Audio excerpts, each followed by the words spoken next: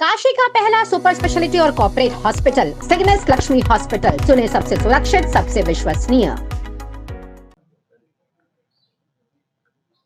आज 4 नवंबर है।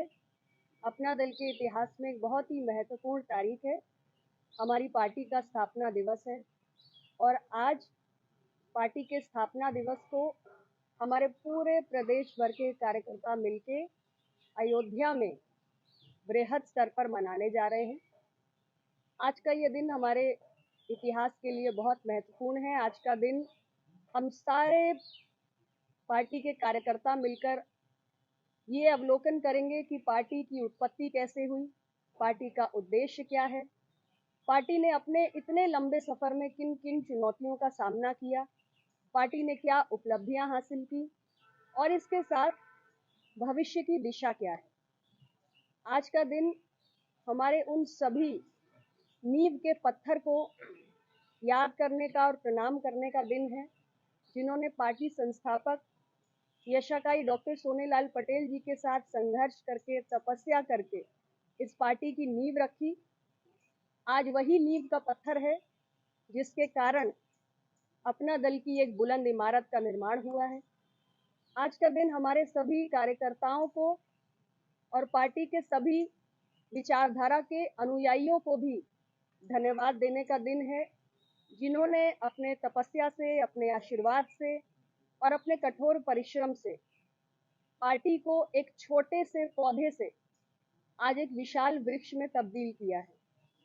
आज का दिन भविष्य की दिशा तय करने का दिन है, इसलिए सामाजिक न्याय के व्यापक एजेंडा पर अपना दल जो इतने वर्षों से कायम है, आगे भी कायम बना रहेगा और हमारे कार्यकर्ता जनता और पार्टी के बीच में एक सेतु की भूमिका निरंतर निभाएंगे।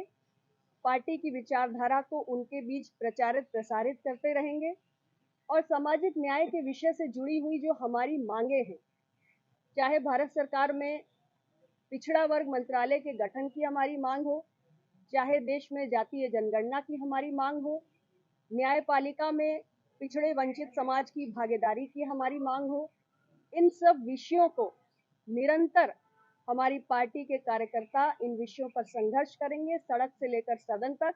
आज हमारी पार्टी केवल राज्य के सदन में नहीं बल्कि देश के सदन में भी है, तो हमारे पास ये अवसर है कि जिन मांगों को लेकर हम इतने वर्षों से संघर्ष कर रहे हैं उन्हें एक उचित प्लेटफॉर्म पर आवाज दें। और बहुत सारे ऐसे विषय हम समय समय पर उठाते आए हैं। हमने नीट में ओबीसी आरक्षण का विषय भी उठाया, जिसका समाधान माननीय प्रधानमंत्री जी के द्वारा किया गया। आगे भी प्रतियोगी परीक्षाओं में एससी, एसटी, ओबीसी के कट ऑफ अंक ज्यादा आने की जो विसंगति है उसको दूर करने का विषय भी हमारी पार्टी निरंतर उठा रही है और ओबीसी क्रीमी लेयर का दायरा बढ़ाने का जो विषय है उसको भी पार्टी निरंतर बढ़ा रही है। तो ये सारे विषय हैं जो भविष्य की दिशा तय करते हैं और हम सभी कार्यकर्ता मिलकर अयोध्या में संकल्प लेंगे कि हमारी पार्टी की जो वैचारिक यात्रा है उसको हम और प्रबलता से आगे बढ़ाएंगे और अपना दल को नई ऊंचाइयों पर लेकर जाएंगे। आज अपना दल उत्तर प्रदेश की तीसरी सबसे बड़ी पार्टी है। हमारे उत्तर प्रदेश की विधानसभा में 13 सदस्य हैं, विधान परिषद में 1 सदस्य है, देश की संसद में हमारे दो सदस्य शामिल हैं, जिसमें स्वयं तो एक मैं खुद हूँ। इसी प्रकार हमें अपना दल को और भी आगे लेकर जाना है और आने वाले हर चुनाव में हमारी पार्टी और भी ज्यादा सफलता प्राप्त करे, हमारा गठबंधन और भी ज्यादा सफल हो, इसके प्रति सभी कार्यकर्ता मिलकर योगदान देते रहेंगे।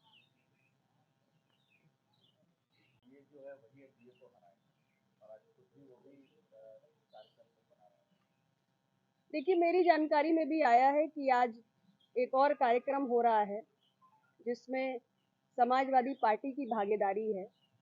मैं जरूर इस विषय पर कहना चाहूंगी कि समाजवादी पार्टी का ये जो प्रेम है ये अपना दल पर नया नया उमड़ रहा है।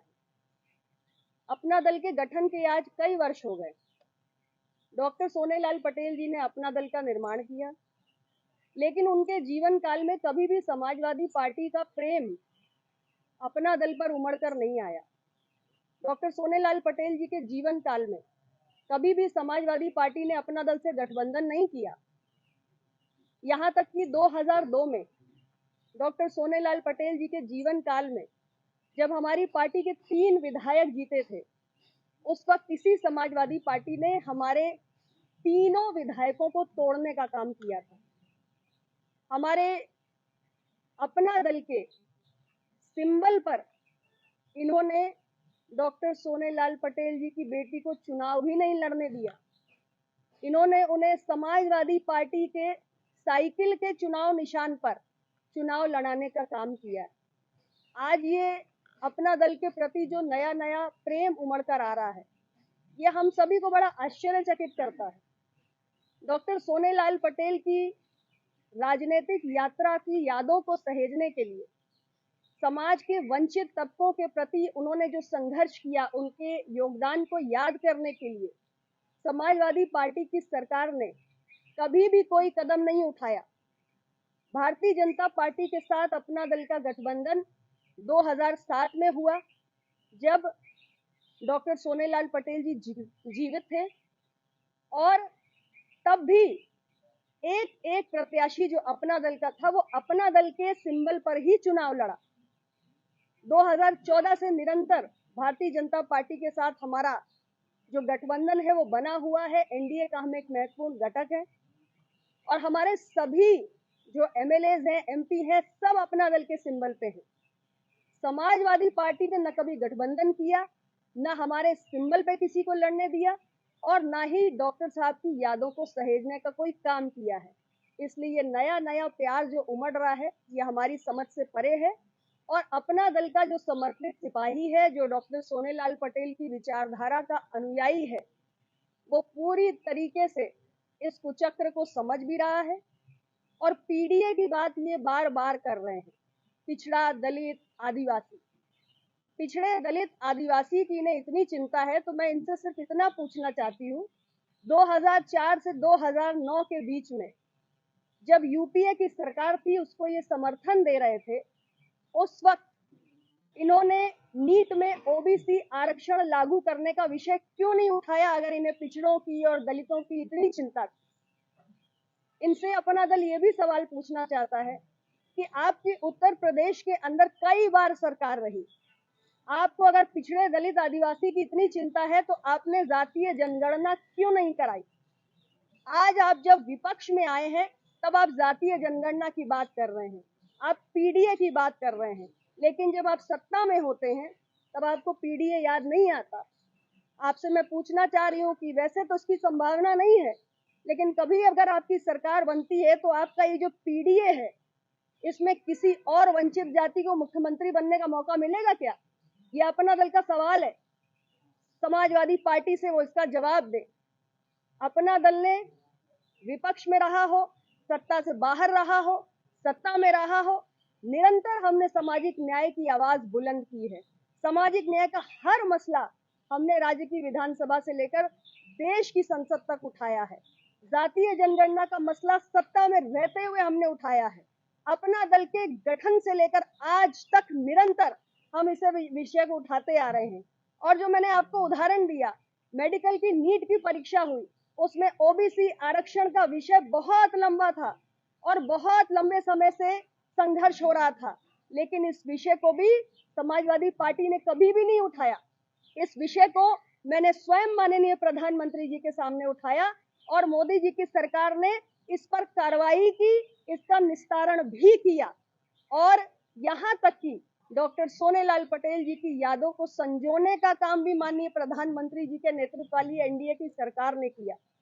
उत्तर प्रदेश के प्रतापगढ़ जिले में, जहां हमारी पार्टी का इतिहास है, हमारी पार्टी का सबसे पहला विधायक प्रतापगढ़ से जीता था, वहां पर जो गवर्नमेंट मेडिकल कॉलेज बना, जब मैं स्वास्थ्य राज्य मंत्री थी, तब उस गवर्नमेंट मेडिकल कॉलेज की नींव रखी गई।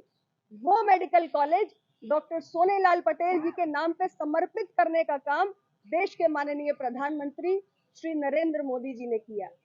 और इतना ही नहीं, जो हमारी फूलपुर सुड़ाव की सड़क है, उसका नामकरण योगी आदित्यनाथ जी की सरकार ने डॉक्टर सोनेलाल पटेल जी के नाम पर किया।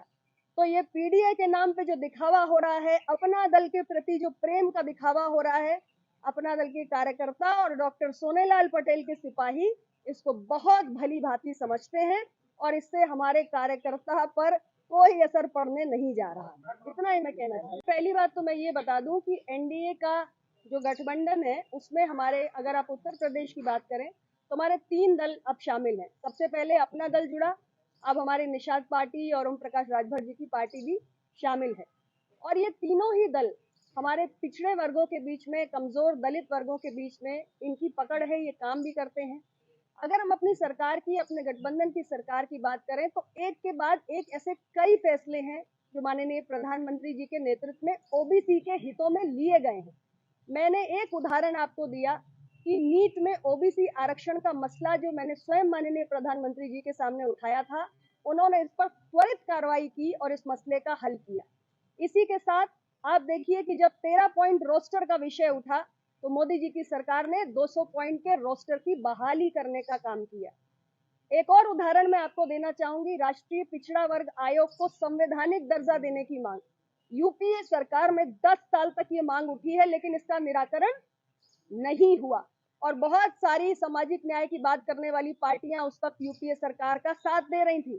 किसी ने इस विषय को संज्ञान में नहीं लिया, लेकिन इस मसले का भी संविधान में संशोधन करके हमारी सरकार ने मोदी जी के नेतृत्व में इस मसले का भी समाधान हुआ और राष्ट्रीय पिछड़ा वर्ग आयोग को संवैधानिक दर्जा मिला।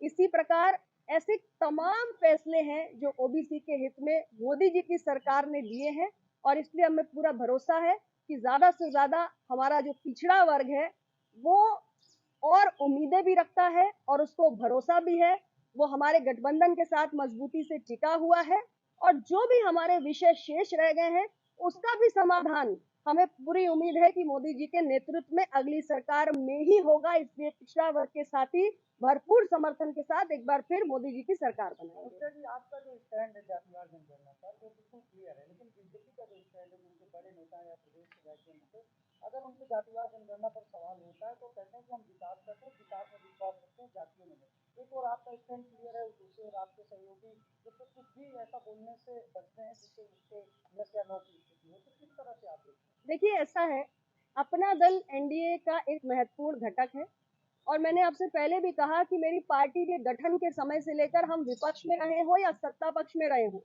हमने कभी भी सामाजिक न्याय का कोई विषय आया है तो सत्ता पक्ष में रहकर भी मजबूती से उसे उठाया है। बहुत सारे मसलों का समाधान हुआ है। जातिवार जनगणना को लेकर अपना दल का एकदम स्पष्ट मत है कि हमारे देश में हमारी सामाजिक संरचना का आधार विभिन्न जातियां हैं। देश में जैसे रहन सहन, खान पान, भाषा बोली, हर चीज की विविधता है, उसी प्रकार जातियों की भी है और पिछड़े दलित जातियां, आदिवासी समाज जो है, इनकी कहीं ना कहीं हमारे देश की विधायिका में, न्यायपालिका में, कार्यपालिका में, यहाँ तक कि आपके मीडिया में पर्याप्त भागीदारी हो। इसके लिए जरूरी है कि देश में जातीय जनगणना हो। रही भारतीय जनता पार्टी की बात, हम अपने सहयोगी दल के सामने इस मांग को अपनी तरफ से उठा चुके हैं और मुझे पूरा भरोसा है कि भले ही अभी भारतीय जनता पार्टी की तरफ से कोई ऐसा क्लियर स्टेटमेंट ना आया हो, लेकिन मुझे पूरा विश्वास है ये काम होना है तो मोदी जी के नेतृत्व में ही होना है और बहुत जल्दी आप देखेंगे भी इसको होते हुए। अनुप्रिया जी, कैबिनेट का विस्तार होने जा रहा है, क्या आपकी डिमांड होगी कि छोटे के विधायकों को भी मंत्रिमंडल में जगह दिया जाए? देखिए ऐसा है कि अभी हमारी जो पूरी भूमिका है वो अपने गठबंधन को मजबूती देने में है। 2024 का हमारा लक्ष्य बिल्कुल मछली की आंख की तरह क्लियर है और इसलिए हम अपने संगठन को धार देने में लगे हुए हैं। सत्ता में क्या किसको जगह मिलेगी नहीं मिलेगी, ये सब विषय अभी हमारी प्राथमिकता में है ही नहीं। हम सिर्फ अपने संगठन को मजबूत करने पे ध्यान दे रहे हैं। मैडम, आपने कहा कि आपका लक्ष्य 2024 है, तो क्या अभी 2 सीटें आपकी हैं, आने वाले समय में कितनी सीटों पर चुनाव लड़ने की तैयारी कर रही हैं आप? देखिए, सीटों की संख्या के संदर्भ में अभी कोई भी चर्चा हमारी नहीं हुई है। फिलहाल मैंने जो आपसे कहा कि 2024 में उत्तर प्रदेश का जो रिकॉर्ड है कि सबसे ज्यादा मजबूती हमारी एनडीए की सरकार को उत्तर प्रदेश से मिलती है, तो उसके लिए जरूरी है कि सहयोगी के रूप में हमारा कंट्रीब्यूशन हमेशा की तरह जबरदस्त हो और इसलिए हम अपने संगठन को धार देने में लगे हुए हैं। सीटों के बंटवारे का जब चर्चा का समय आएगा तो भारतीय जनता पार्टी के शीर्ष नेतृत्व से चर्चा हो जाएगी, उसमें किसी प्रकार की कोई समस्या नहीं है। हमारा समन्वय बहुत बेहतरीन चल रहा है। पारिवारिक विवाद में क्या विराम होने की आशंका है, हो सकता है? मैंने देखिए कभी ना इस विषय पर कोई टिप्पणी की है, ना मैं आगे भी करूंगी। मैं सिर्फ इतना ही कहना चाहती हूँ, अपना दल जिसकी रचना, जिसका गठन डॉक्टर सोनेलाल पटेल जी ने किया और बहुत सालों तक उन्होंने संघर्ष किया। मेरे जीवन का एक ही लक्ष्य है, उनकी इस वैचारिक चिंतन धारा को निरंतर आगे बढ़ाना है, सामाजिक न्याय का व्यापक एजेंडा आगे बढ़ाना है। और जब मैं व्यापक एजेंडा कहती हूँ तो सामाजिक न्याय का व्यापक एजेंडा केवल शैक्षणिक संस्थानों में और नौकरियों में आरक्षण तक सीमित नहीं है।